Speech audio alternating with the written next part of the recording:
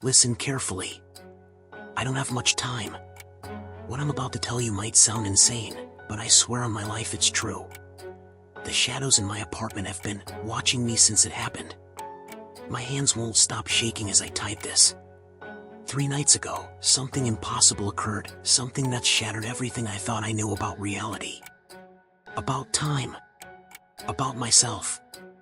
You remember that decrepit Victorian on Ravenwood Lane I was so excited about? The character-filled steel with the surprisingly low rent? There's a reason nobody stays there longer than a few months. God, I should have asked why the previous 5 tenants all broke their leases. That night, a storm from hell itself descended upon our little town. Rain like acid struck my windows, forming rivulets that resembled twisted faces in the glass. The wind didn't just howl, it screamed, as though something was riding it, something desperate to get in. The building's ancient wiring surrendered to the storm's fury, plunging me into darkness before the emergency generator would kick in, flooding the hallways with a sickly amber glow that made everything look jaundiced and diseased. Maybe it was the isolation, or the maddening rhythm of water dripping somewhere I couldn't locate, but I decided to finally confront the massive ebony wardrobe dominating my bedroom corner, the one object the landlord specifically mentioned I shouldn't disturb. It belongs here, he'd said, never meeting my eyes. Part of the building's heritage. The wardrobe reeked of decay, not just mothballs and dust, but something primal and wrong. A scent like wet soil from a fresh grave mixed with the metallic tang of old blood. My fingertips traced the carvings decorating its surface, symbols I initially mistook for Victorian flourishes until I looked closer. They weren't decorative at all, but crude wards, ancient symbols etched deep, as if someone had been desperate to contain something within. When I pulled the handles, the doors released with a sound like a long-suppressed exhale. A gust of stale, freezing air struck my face despite the summer heat outside. The interior was impossibly dark, as if it contained a slice of midnight. Suspended in that unnatural darkness hung a single item, a charcoal gray peacoat that seemed to absorb what little light remained in the room. I reached for it, mesmerized. It shouldn't have been cold to the touch, it had been in my sweltering apartment for weeks, yet frost formed where my fingers made contact. More disturbing was how it felt simultaneously like touching ice and pressing against something with a pulse. When I lifted it from the ancient brass hook, its weight shifted oddly, as if something inside was adjusting itself.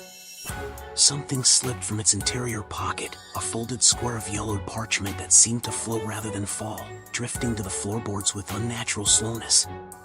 It landed precisely at the center of what I now noticed was a dark stain in the wood, roughly the size and shape of a human head. My fingers trembled as I retrieved it. The paper felt wrong, too thin yet impossibly dense, like handling compressed time. As I unfolded its perfectly creased thirds, my blood crystallized in my veins. The handwriting was mine. Not similar, identical. Every microscopic imperfection, from the slight upward tilt of my lowercase letters to the peculiar way my pen always hesitates at the beginning of an E, quirks I'd never shared with anyone. But what made my heart seize in my chest wasn't just the handwriting, it was the ink. Dark crimson, flaking at the edges. It hadn't been written with a pen. Ethan, it began, my name, in my hand, written in what could only be blood. By the time you read this, it has already begun tracking you. What comes next cannot be stopped, only postponed. Do not acknowledge the knocking at 3:23 a.m. It will come 3 times. First as a friend, then as a lover, then as your own voice. It will plead with words only you would know. It will describe memories only you remember. But it is not you. If you look through the peephole, it will take your eyes.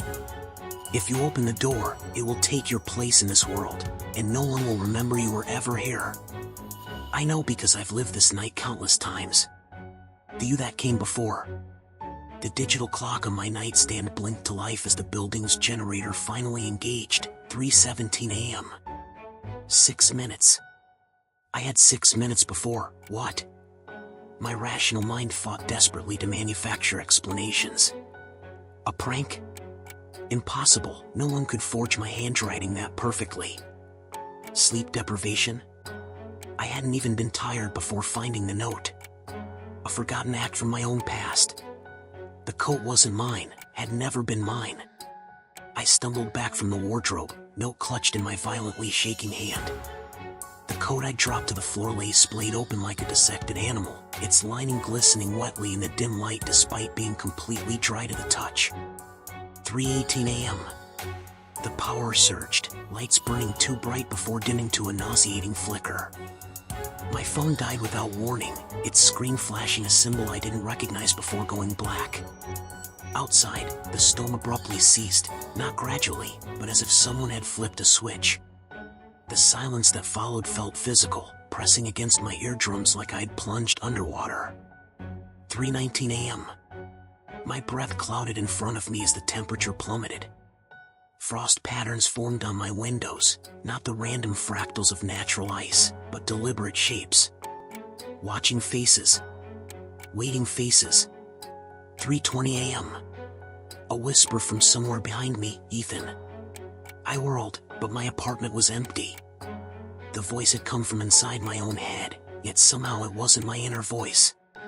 It was me, but hollow, spoken through a throat filled with something thick and choking. 3:21 a.m. The shadows in the corners of my room began to deepen, to pulse. The bathroom mirror, visible through the half-open door, briefly showed a reflection that moved differently than I did, my face, watching me with an expression of hunger I've never worn in my life. 3:22 a.m. I found myself standing in the center of my living room, unable to remember moving there. The note was clenched so tightly in my fist that its blood-inked message had transferred to my palm. My heart hammered against my ribs like it was trying to escape. Every instinct screamed to run, but where? How do you run from something that knows where you'll go because it's already been you? In the sudden stillness, I could hear the ancient buildings settling around me, the creak of timber, the hiss of pipes. Except those common sounds now seemed orchestrated, almost like words just below the threshold of comprehension. Like the entire structure was whispering secrets about me. 3:23 a.m. Knock. So gentle I might have imagined it, if not for the note's warning. A barely there tapping, like the hesitant touch of a child's finger. I froze, eyes locked on the door, lungs burning as I held my breath. The silence stretched, elastic and terrible. Knock. Knock. Firmer this time. Deliberate. The sound of knuckles on wood, familiar, the exact cadence I use when visiting friends. My legs moved of their own accord, carrying me one step closer to the door before I regained control. I bit down on my knuckles to stifle the whimper building in my throat. Ethan? My voice, perfectly, unmistakably mine, called through the door. Not an approximation, not similar, but identical down to the slight rasp from an adolescent throat surgery I'd undergone after a car accident. Ethan, I know you're in there. I need your help. Something's wrong with me. My blood turned to sleet in my veins. How could anything mimic my voice so flawlessly? Please, it continued, a desperate edge creeping in. I'm hurt. I don't remember how I got here. There's blood. I think it's mine. Please help me understand what's happening. It was using details from my recurring nightmare, the one where I wake up injured with missing memories. I'd never told anyone about those dreams. I pressed my back against the far wall, tears streaming down my face. The thing outside fell silent for 3 excruciating seconds, then... Knock. Knock. Knock. The door shuddered in its frame, hinges shrieking. The wood bulged inward with each impact as if struck by a battering ram. Let me in, it howled, my voice distorted with a rage I'd only expressed once in my life, the day my sister died. I know you're in there. I can smell you, Ethan. I've always been able to smell you. The temperature in the room plunged further. My tears froze on my cheeks. The pounding intensified until plaster dust rained from the ceiling. Then, as suddenly as it began, the assault stopped. Silence again, but different, anticipatory, like a predator adjusting its approach. Ethan. My voice again, but soft now. Broken. Weeping. Please. Don't you recognize me? It's you. I'm you, but something went wrong. I need to show you. Just look. Just one look through the peephole and you'll understand everything. A new sound started, the wet slide of what might have been a tongue tracing the outline of my door. Something scraped against the wood, like fingers with too many joints feeling for weaknesses. I'll tell you something only you would know, it whispered, its mouth now pressed directly against the crack where door met frame, its breath somehow fogging the air on my side. Remember what really happened to Dad? What you did to his medication? How you watched and said nothing? Let me in, and nobody else ever needs to know our secrets. My knees buckled. That was a truth I'd never voiced, never written down, never even fully acknowledged to myself. Yet it knew. The doorknob began to turn, though I'd locked it. Metal groaned, fighting against itself, resisting and then gradually yielding to whatever force manipulated it from outside. I lunged for my phone to call for help, before remembering it was dead. In desperation, I snatched up a kitchen knife, though some primal part of me knew it would be useless against what waited outside. The doorknob completed its rotation with a terminal click. The door itself, however, remained closed, as if hesitating, building tension before the inevitable reveal. That's when I saw it, a small white slip emerging from beneath the door, sliding across my floor with deliberate slowness. Another note, in my handwriting. Too late. It's watched you read this. Now it knows you know. There's only one escape left. Check the wardrobe again. Hurry. The moment I finished reading, hinges screamed as the door began to open a fraction of an inch. Something dark and glistening pressed against the widening gap. I ran for the bedroom, for the wardrobe that had started it all. Behind me, I heard something fluid spilling onto my living room floor, accompanied by a sound like dozens of bones cracking simultaneously. The wardrobe doors stood open though I'd slammed them shut earlier. Inside hung not one but two identical peacoats now. Between them swung an antique pocket watch on a tarnished chain that hadn't been there before, its face displaying not time but a date, yesterday's date. Understanding washed over me like ice water. The coat, the watch, the cycle, this wasn't the first time. I'd been here before, would be here again, was perhaps trapped in some hellish loop. With trembling fingers, I reached for the watch's sounds of wet, dragging movement approached the bedroom. The moment my skin contacted the freezing metal, the world dissolved around me. I woke the next morning in my bed, head pounding, mouth dry. A nightmare, I told myself as relief flooded through me.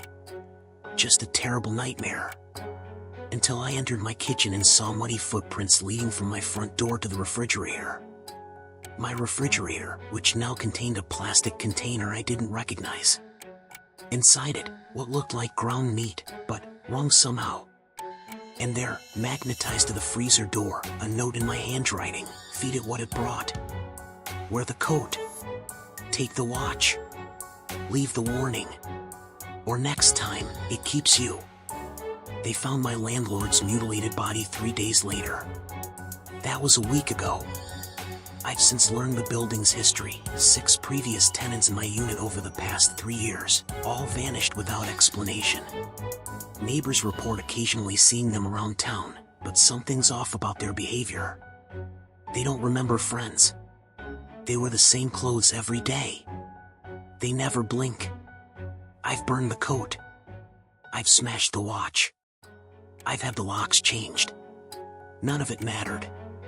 Because here's what terrifies me most. Tonight, as I was showering, I noticed something on my back that wasn't there before, a birthmark in the shape of what might be a symbol or a letter. And when I wiped the steam from the mirror to get a better look, just for a split second, my reflection smiled at me before I did. It's 3:17 a.m. now. The coat has reappeared in my closet. The watch ticks on my nightstand, though its hands don't move. There's a note in my pocket that I don't remember writing. And I can feel something stirring behind my eyes when I blink, like there's someone else looking out through them, waiting to be let all the way in. I had to tell someone while I still could. While I'm still me. If you start finding notes in your own handwriting that you don't remember writing, run. Oh God.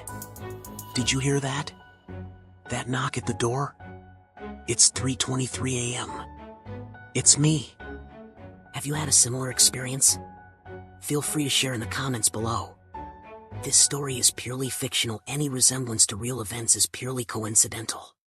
If you enjoyed this story, please like and leave a comment. Your support means the world to me.